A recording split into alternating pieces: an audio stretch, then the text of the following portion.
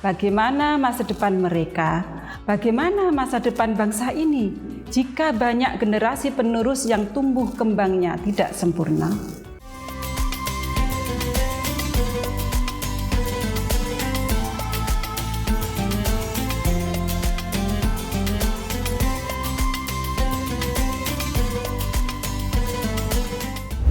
Assalamualaikum warahmatullahi wabarakatuh. Saya Muflihah. Jangan lupa like, comment, share, and subscribe di channel YouTube Aisyah ID.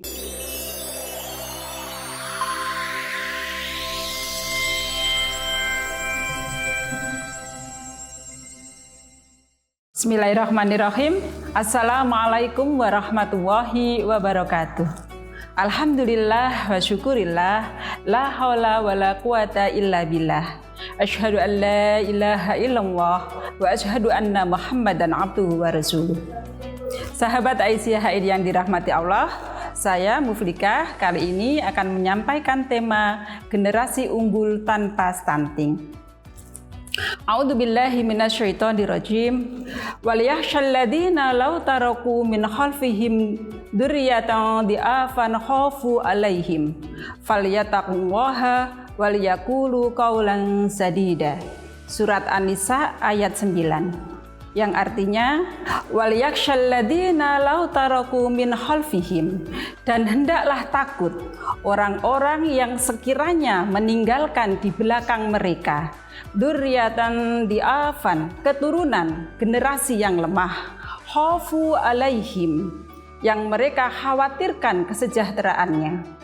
Falyattaqullaha, maka bertakwalah kepada Allah, waliyaqulu qaulan sadida, dan hendaklah mereka mengatakan perkataan yang benar.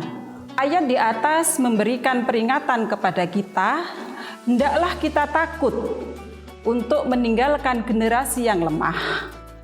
Generasi yang apabila kita tinggalkan akan terlantar kehidupan mereka. Kita harus benar-benar memperhatikan dan menyiapkan generasi yang kuat, berdaya, dan sejahtera. Kuat tidak hanya aspek fisik saja, tetapi juga kuat secara ilmu, mental, spiritual, dan ekonomi yang akan membawa mereka kepada kehidupan yang sejahtera dan berkemakmuran. Hal senada menjadi harapan pemerintah, yaitu terbentuknya generasi unggul, visi Indonesia Emas 2045.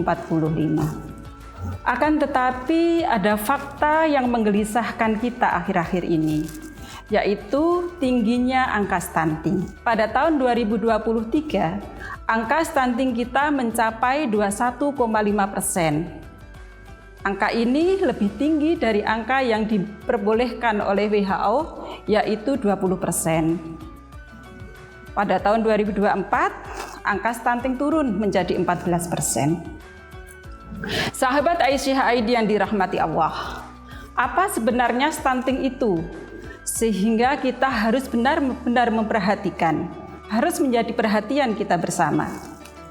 Stunting adalah gagalnya tumbuh kembang anak karena kekurangan gizi kronis pada 1000 hari pertama kehidupan.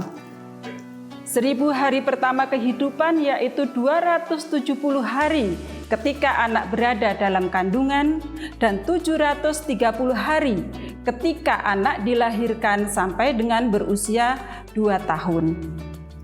Ketika anak masih dalam kandungan, yaitu ketika proses konsepsi, kemudian tumbuh menjadi alaqah, berkembang menjadi mudghah, kemudian Allah menciptakan tulang belulang, dan begitu seterusnya, sehingga organ tubuh mereka berkembang dengan sempurna, dibutuhkan asupan gizi yang memadai, makanan yang bergizi dan seimbang, minuman yang bersih, air minum yang bersih, juga sanitasi lingkungan yang higienis. Ketika anak sudah lahir sampai berusia 2 tahun, dibutuhkan inisiasi menyusui dini dan pemberian ASI eksklusif pada 6 bulan pertama.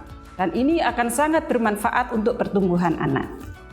Setelah anak berusia 6 bulan, ASI saja tidak cukup. Anak membutuhkan makanan pendamping ASI atau MPASI. Orang tua harus benar-benar memperhatikan apakah makanan pendamping ASI yang diberikan telah memenuhi standar gizi yang berimbang. Stunting ditandai dengan tinggi badan anak yang lebih rendah dibandingkan dengan anak seusianya, kenaikan berat badan yang tidak konsisten, mudahnya dia terserang penyakit, juga perkembangan kognitif dan motorik yang terhambat. Stunting tidak hanya terjadi pada anak-anak dari keluarga yang tidak mampu. Dalam beberapa kasus, stunting juga bisa dialami oleh anak dari keluarga yang ekonominya berkecukupan. Ternyata, perhatian dan pengetahuan orang tua untuk menerapkan hidup sehat dan pola makan seimbang menjadi faktor lain terjadinya stunting. Sahabat ICHID yang dirahmati Allah, menjadi miris ketika kita merenungkan jika angka stunting ini tidak segera turun. Bagaimana masa depan mereka?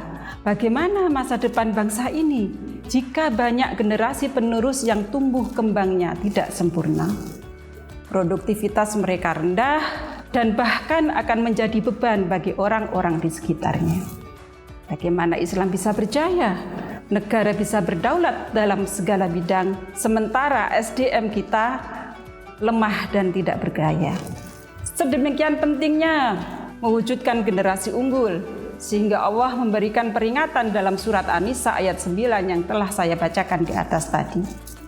Maka mencegah dan menurunkan stunting menjadi keniscayaan. Tidak hanya kewajiban pribadi, tetapi juga secara kelembagaan seperti Aisyah.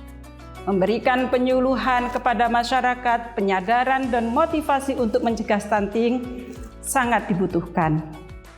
Selama anak yang didiagnosa stunting belum berusia 5 tahun, kita bisa melakukan koreksi dengan memperbaiki asupan gizinya. Sahabat ICHID yang dirahmati Allah, stunting bisa dicegah. Stunting juga bisa diobati. Bismillah, dengan kerja keras dan sinergi lintas sektoral, kita bisa mencegah dan mengobati stunting sehingga terwujud generasi unggul menuju Indonesia Emas 2045. Billahi taufiq wal hidayah. Nun wal qalami wa ma yasturun. Wassalamualaikum warahmatullahi wabarakatuh.